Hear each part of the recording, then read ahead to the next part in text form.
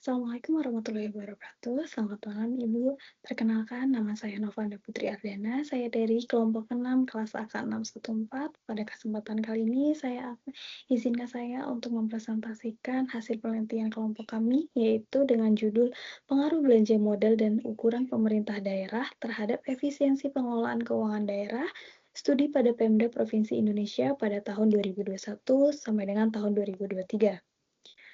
Latar belakang penelitian ini yaitu adalah anggaran pendapatan dan belanja daerah atau APBD dituntut untuk dikelola dengan prinsip efisiensi yang menekankan bahwa setiap sumber daya yang berasal dari rakyat harus memanfaatkan secara optimal untuk menghasilkan manfaat yang sebesar-besarnya bagi masyarakat. Salah satu instrumen krusial yang mempengaruhi efisiensi pengelolaan keuangan ini adalah pengalokasian belanja modal.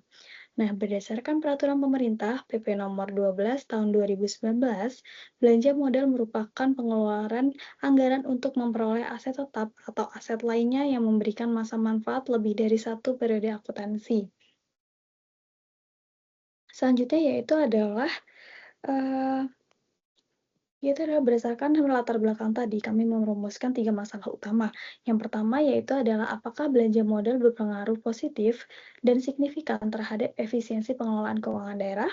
Yang kedua adalah apakah ukuran pemerintah daerah berpengaruh positif dan signifikan terhadap efisiensi pengelolaan keuangan daerah. Dan yang terakhir adalah apakah belanja modal dan ukuran pemerintah daerah secara simultan berpengaruh signifikan terhadap efisiensi pengelolaan keuangan daerah.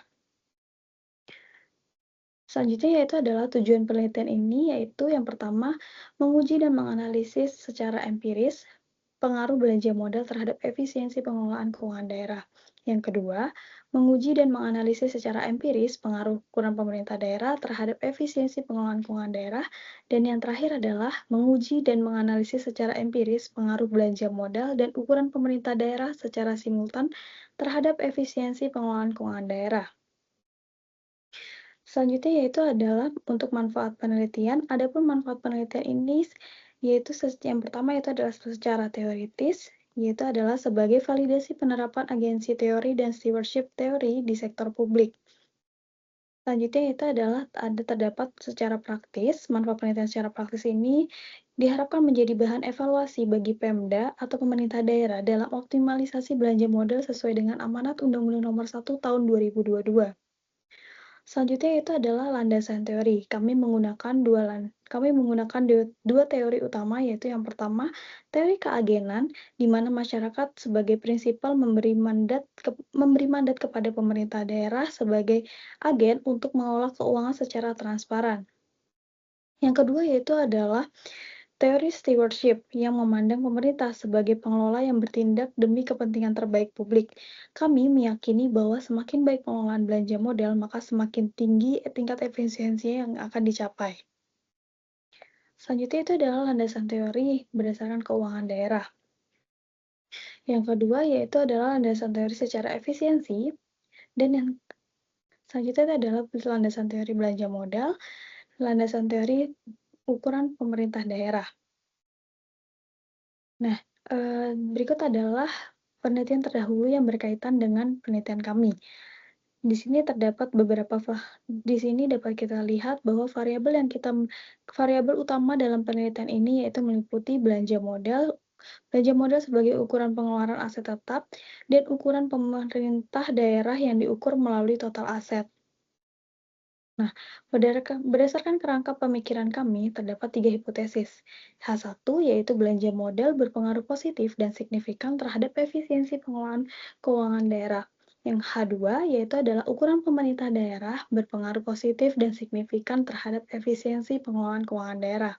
H3 yaitu belanja modal dan ukuran pemerintah daerah secara simultan berpengaruh signifikan terhadap efisiensi pengelolaan keuangan daerah.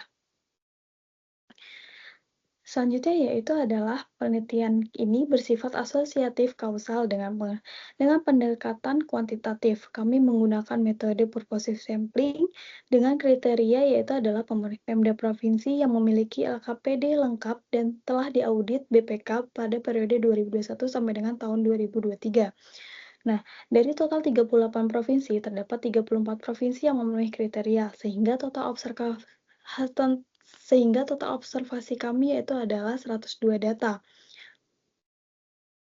Nah, data yang kami gunakan ini adalah data sekunder berupa data panel.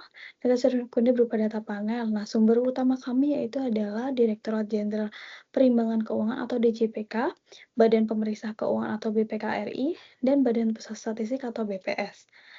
Teknik pengumpulannya kami menggunakan dua teknik pengumpulan datanya yaitu kami menggunakan secara teknik dokumentasi, yaitu dilakukan dengan mengumpulkan data sekunder yang diperoleh dari dokumen resmi yang telah dipublikasikan. Yang kedua yaitu adalah melalui studi kepustakaan dengan mengumpulkan data dan mempelajari berbagai literatur yang relevan dengan penelitian. Lalu yang selanjutnya itu adalah teknik analisis. Nah, selanjutnya ini adalah teknik analisis data. Untuk menjawab rumusan masalah, kami menggunakan beberapa tahap analisis. Yang pertama yaitu adalah analisis data statistik deskriptif, uji asumsi klasik, analisis regresi linear berganda, dan yang terakhir yaitu adalah uji hipotesis. Baik, demikian pemaparan dari saya. Terkait penelitian yang telah kelompok saya lakukan. Mohon maaf apabila ada salah. Terima kasih atas kesempatan yang diberikan. Wassalamualaikum warahmatullahi wabarakatuh.